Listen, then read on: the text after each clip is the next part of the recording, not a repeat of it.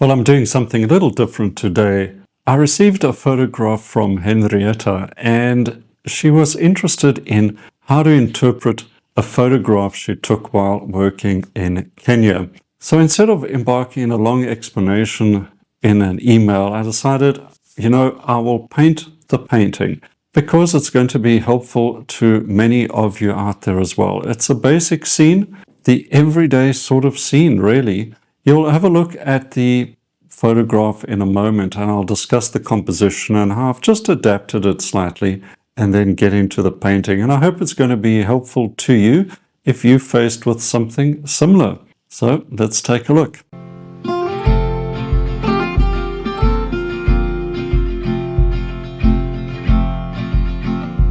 The first thing with this reference is composition. It's equally weighted, so I need to just get some asymmetry back and get rid of some of this excess foliage, and we get this with a clear focal point on the left-hand side of. So my palette is pretty much the standard palette you're probably used to seeing. I'm also going to be painting on this red toned panel, the 10 by 12 panel, all with oil paints. And starting off with the horizon line, just roughly establish that and then get going with the mass shapes. Now, one of Henrietta's requests was how to get a vibrant color without getting things muddy and just generally losing that sense of color and vibrancy.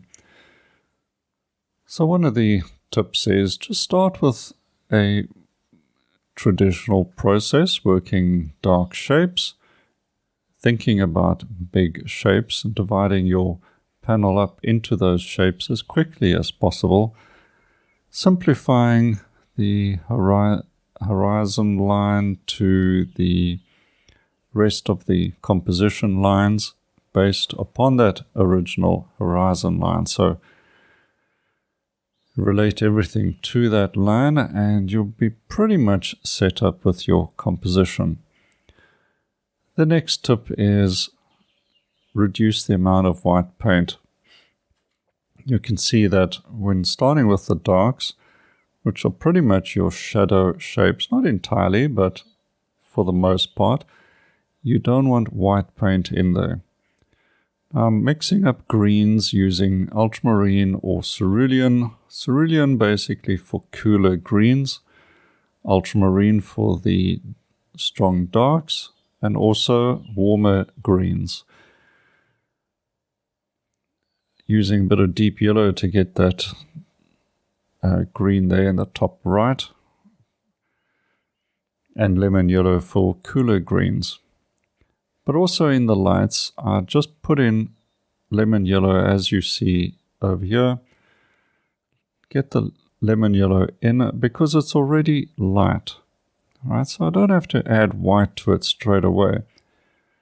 I'm building up a rich layer of colors in my blocking in stage. And when I say rich, it kind of just means not heavily desaturated or not grayed down with complementary colors. And this is the shadow pattern going in now. So I'm going to have a shadow there in the middle and just adding a little bit more color to that shadow. It's basically a violet and I've added a smidgen of white to bring that violet through, but very little. A foreground shadow as an entry point, so your eye sort of steps over the entry point, heads into the first bit of light, then into another shadow, and then some smaller light and shadow areas at the top. So you don't end up with a sort of a zebra crossing effect. You've got broad shadows and narrow shadows. Now in the distance, I want to create that hazy, misty, distant atmosphere. So now I am bringing the white into it and just really adding white to the colors I've already mixed up. In this way, there's a strong harmony of color. Everything has been mixed from the same source of primary colors. I'm using cadmiums, which are nice and vibrant as well, but also react very well to white paint. They don't become chalky that quickly. For that reason, I avoid using the permanent colors. So instead of a permanent lemon yellow, I'm going to use cadmium yellow lemon. And I strongly suggest that you try that approach as well. Okay, there are some tree trunks in the shadows here, but I'm going to show up some of those trunks with the burnt sienna and also a bit of cool red as well.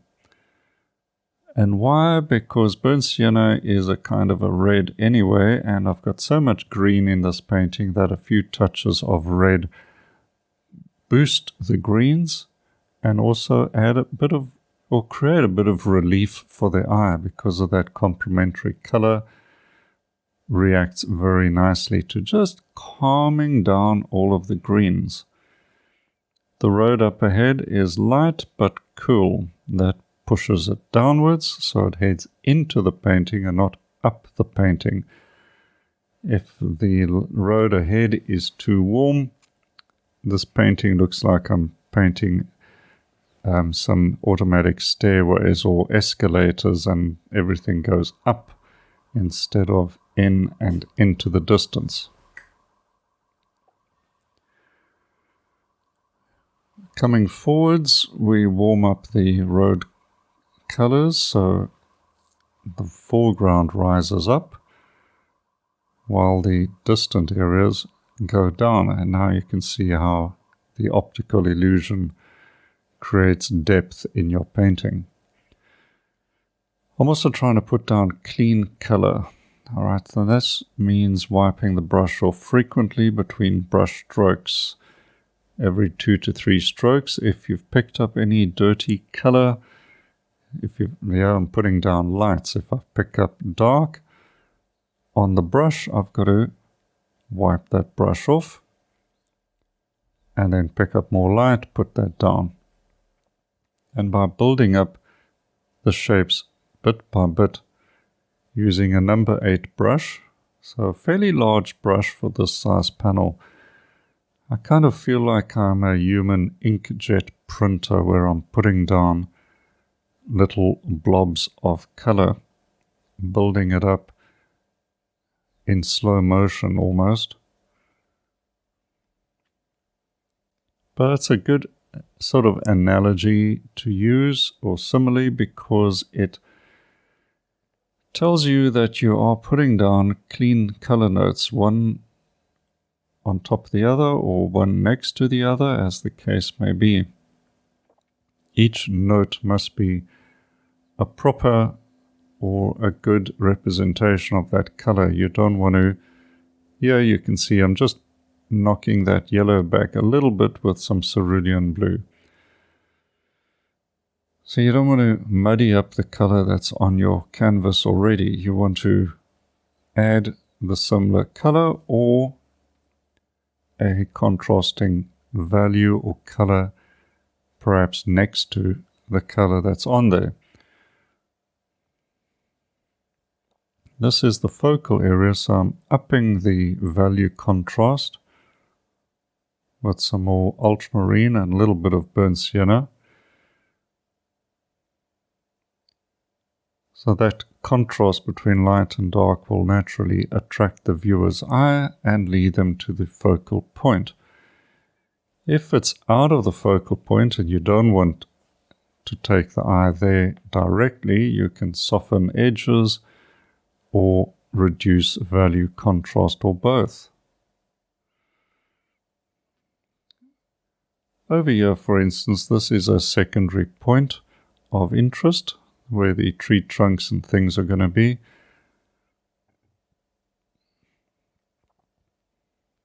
I will carry a few of those dots and dashes of burnt sienna over to the left just to balance them out.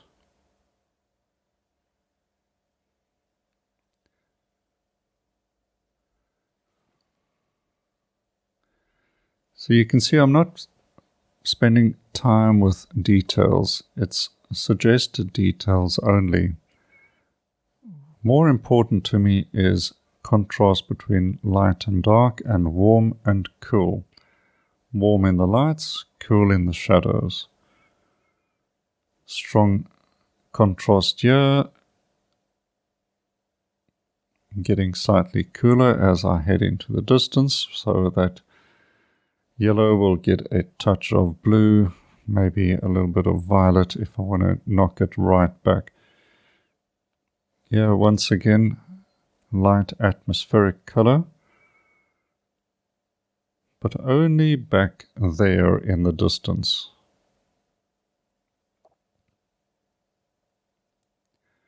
Subtle value contrast back in the distance as well. You notice that? Very little contrast in that hazy light. Just little temperature shifts, a little bit of green, a little bit of violet,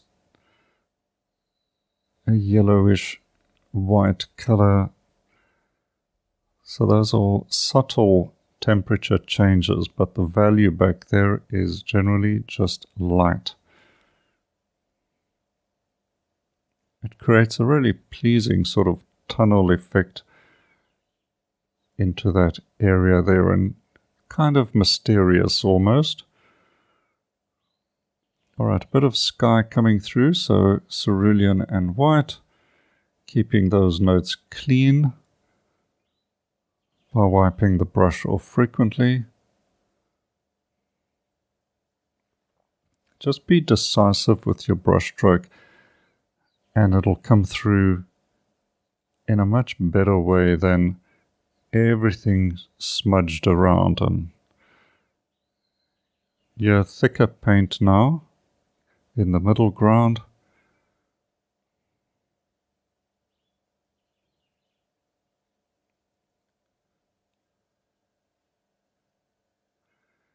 Touch of burnt sienna as I'm getting to the foreground to warm things up. I could even add a touch of deep yellow, burnt sienna and white to get a warm lead in.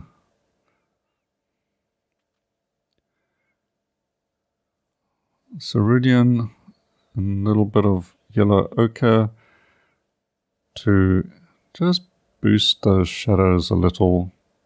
Add another one in the distance there to lead the eye onwards.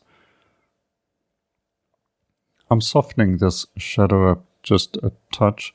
There is actually quite a lot of filtered light in the scene, so the shadows don't have to be very dark. In fact, shadows tend to be quite colorful and quite a lot to see, and it's not like they're in nighttime. That wouldn't create a shadow, of course. Your shadows are happening in daylight. So you can see into the shadows, and that's important. Just keep them cool.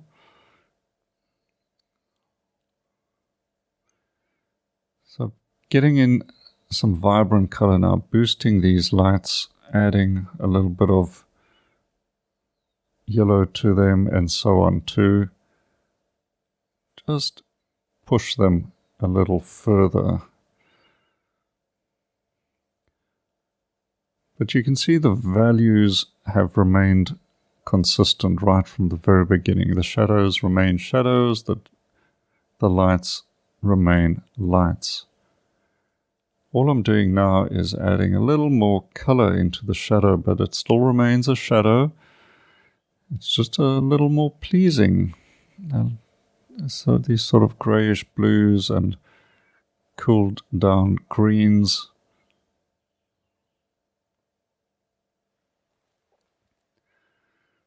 Okay, so that's kind of the blocking in done, and also perhaps some of the painting already completed. I'm adding a few accents of warm burnt sienna, just to keep the eye interested.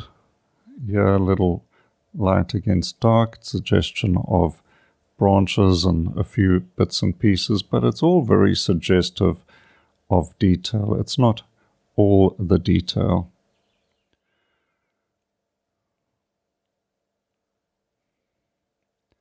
Extending a tree trunk, adding one or two more. You can see it's all very simply done. Okay, so I'm going to add the figures. You notice I'm moving the figures right into the painting, and that's to create a big lead in for the eye to follow. If I put large figures in the foreground, it possibly may just stop the eye in the foreground, and then you've got the whole experience over with right in the beginning. It's not necessarily the case though, but I find very often I'll just put big figures right in the foreground and it just stops the viewing experience right at the entry point. Here I'm just refining the figures, basically a tall figure and two shorter figures to suggest perhaps children or something like that. Generally adults will be at a similar level, but I'm not too concerned about describing particular people. It's just a group walking along. And now I'm using cutting in as well to try to just make the one leg longer than the other to suggest movement. I also got to get the heads smaller. Over here it's just too big, so the head must be quite small in a painting.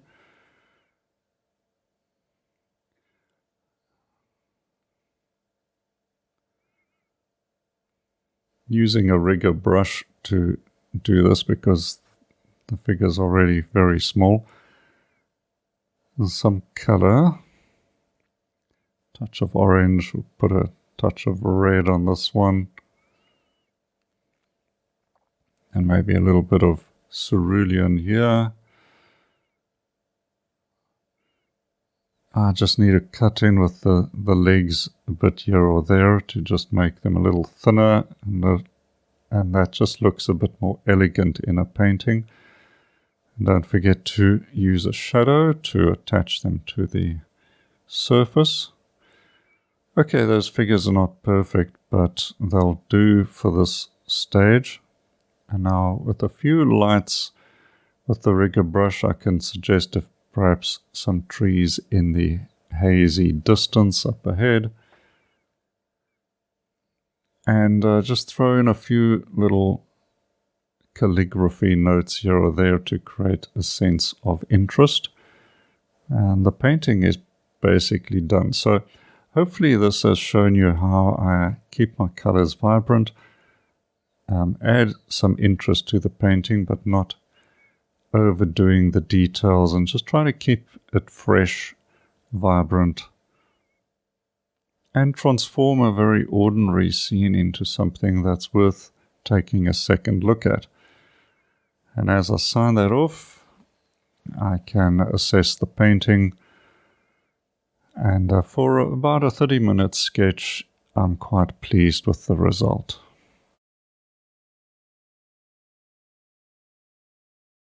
Well, let me know in the comments if this video has been helpful to you. I hope you've got a few tips in there that you can try it in your next painting.